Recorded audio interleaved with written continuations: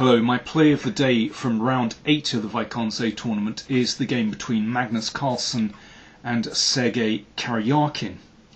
Now, Carlsen and Karjakin are a very similar age, and they're often compared to each other. Karjakin has also had some very good results this year. He won the World Rapid Play Championship. But I think this game today showed that Carlsen is certainly in a league of his own. The game was quite long, 92 moves in total. So I'm going to come in after move 52. And, well, a lot has already happened in the game. Karjakin probably had a decent position, but little by little Carlsen fought back. He played incredibly quickly in this game. And Karjakin has, by this stage, really has a poor position. Not necessarily lost, but he's certainly on the defensive. Let's take a look. So it's bishops of opposite colour.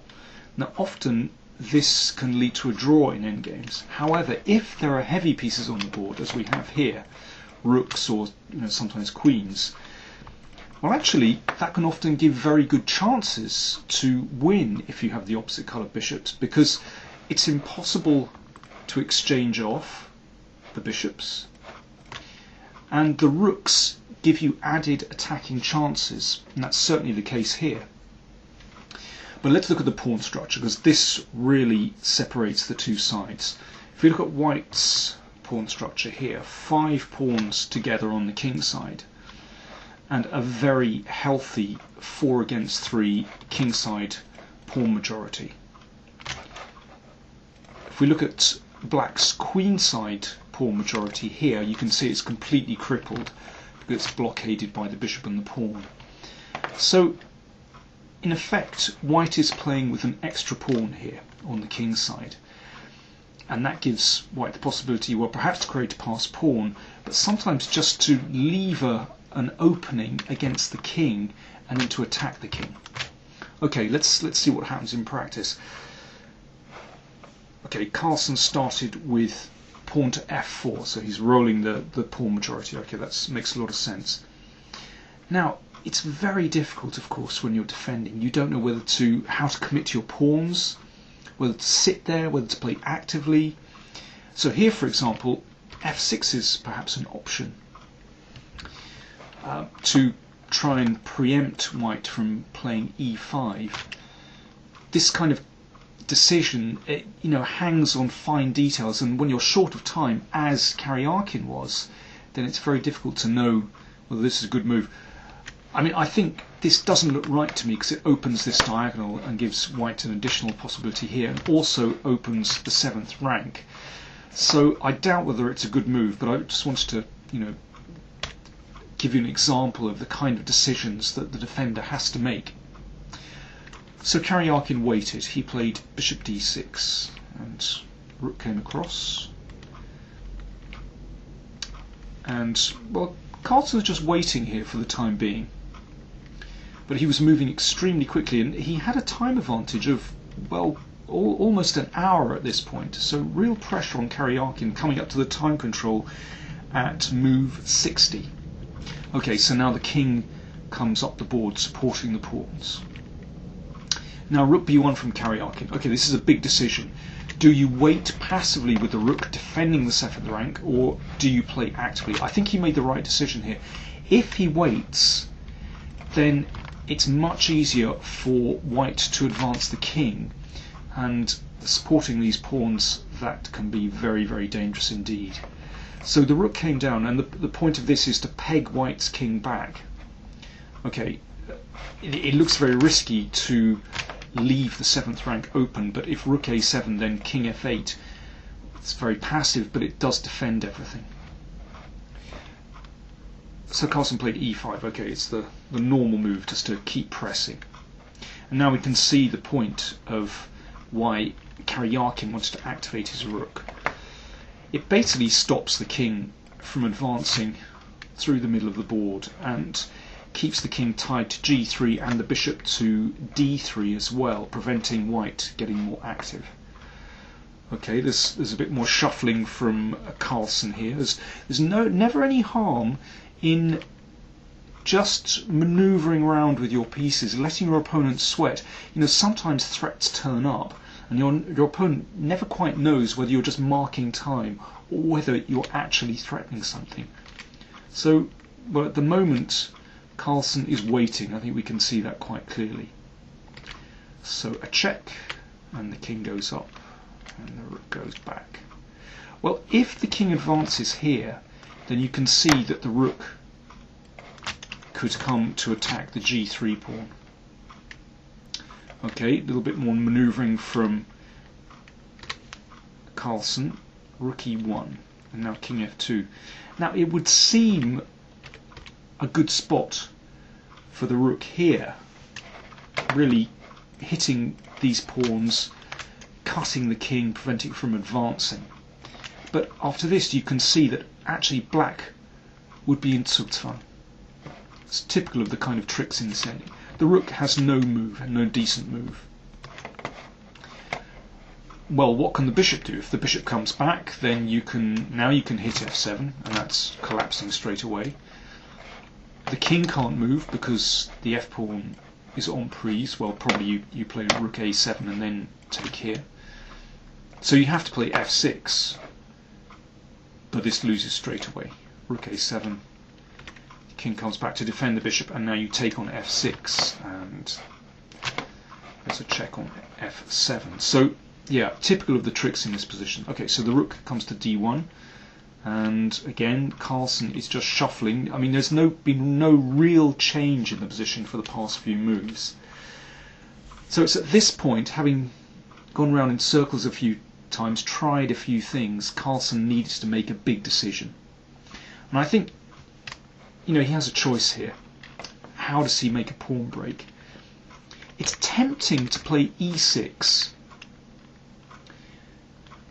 Black has to capture, and then rook takes e6. Now it looks as though white is getting somewhere because the 7th rank has been exposed. g6 is now vulnerable. We only need to play bishop e4, bishop d5 round to e4, and g6 is dropping. So this looks extremely dangerous, but I think that black holds with rook d1. Obviously if the bishop moves, then black is able to take on d3 with the rook. And if the king comes across to defend, then rook g1 hits the pawn, king f3, and rook d1 again. And I think black just about has enough here to hold, but it's tempting. I'm sure white can attempt to, there are other ways to try and make progress here, but it seems as though black is holding. So Carlsen, after a 10-minute think, which for him is an age, he came up with g4. It's a great try, and well, he managed just to pull off the win. So black takes, and now h5. Now this is all to do with advancing the f and e pawns. There's a threat here straight away to play h6, and well, after a couple of more moves we actually win the bishop on f8. So understandably Karjakin, short of time, after move 60 by the way, they have just 15 minutes on the clock is added for all their remaining moves. They still got 30 seconds added for each move, but still serious time pressure right from move 60. Only for Karjakin, I should add. Carlsen had loads of time left. So rook h1 defends against h6 check. We'll see what happens against that in a second. In fact, it seems as though this move, which looks incredibly risky, this might hold the draw. Now I haven't had time to look at this in great detail, but let me just sort of sketch out the ideas. Now I suspect that Karjakin looked at f5 and just thought, well, no way am I going to entertain this variation at all, because it seems as though white is just steaming through with the pawns, and yeah, the bishop is going to drop. But in fact, unbelievably, it looks as though black has enough counterplay with this move. So f6 check, and now the king comes up the board. You take the bishop, and it looks completely winning, but in fact it seems as though black has enough counterplay here with the pawns and probably a perpetual check. So for example here you start checking and advance, and well, you're threatening to check on the back rank and play g2, so white would even lose in this position. So the king comes back, you start checking, and this is probably a draw. There are even ways for white to lose this. Of course, that's checkmate. So it seems as though the king would have to come back, and this would end in a draw. Now, that needs checking. But I can totally understand why Karjakin didn't really consider this. When you're short of time, this just looks way too risky. So he played what looks like a simpler move. But now, with superb technique, Carlsen is winning. Okay, what's the idea? Well, you've now got a passed pawn. You could push it, but actually after this, it seems as though black can hold. So, for example, king f6 picks up the pawn. But Karjakin played rook e6. I mean, who knows? Maybe Karjakin underestimated this move. Simple idea is to come round with the bishop to attack this pawn, as we saw in the other variation, but this time white will have two connected passed pawns, and this is a winning idea. So the king came up, bishop came round, so he's ready to play bishop e4. King came up. Okay, black manages to take this pawn, but f5 is an absolute crusher. The pawns are advancing. Okay, let's go through. Rook takes, and black's problem is that actually his king is in huge danger here. That's quite typical of endings with bishops of opposite colour. The king often falls into a mating net. Okay, it's still a really tricky position, and what was impressive was that Carlsen was still moving so fluently, really rapidly. What, for example, here e6 would actually be a terrible mistake. This pawn would go through. I mean, it's such a tricky position. So Magnus Carlsen played king f4, preventing the pawn advancing because the rook is hit. So the rook moves aside. By the way, rook e1 looks kind of sensible actually, to keep behind the pawn and to cut the king off. But actually, bishop c4 is a good move, so blockading. So there's still a blockade on these pawns. And now black's king is in huge trouble. I mean, one very simple threat is to bring the rook back somewhere here. And, well, soon you're delivering checkmate. Let's have a look at this. Rook here. Check. King f3. So the rook is behind the pawn. You're picking up pawns really easily. You check the king back and advance your pawns. Okay, rook c3 played. And again, there are mating threats. King e3 comes back. Bishop e6. The threat is to play rook g8 and take the bishop. If bishop c5 check, then the king just comes up.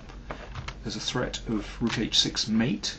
So the king comes up, and now this wins. Well, for example, at some point the king is going to have to come back and then check, and that's mate on the back rank. Okay, in the game, black played king h7, and again bishop f5 is a winning move. And here probably e6 is winning, but well, typically for Carlsen, he selected the most pragmatic move. He selected a variation where he really didn't have to calculate many variations at all, where he was absolutely sure it was winning. He simply went for a simple ending where he has two connected passed pawns, and this is completely winning. Okay, let's just see the remaining moves. You just need to bring the king up to support the pawns. Let's just see what happens.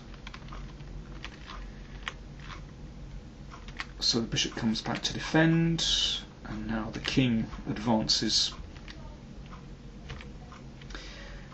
And here, well, if bishop b4, if black waits, then all you do is protect the pawn and then come in with the king. So you just play f8 on the next turn.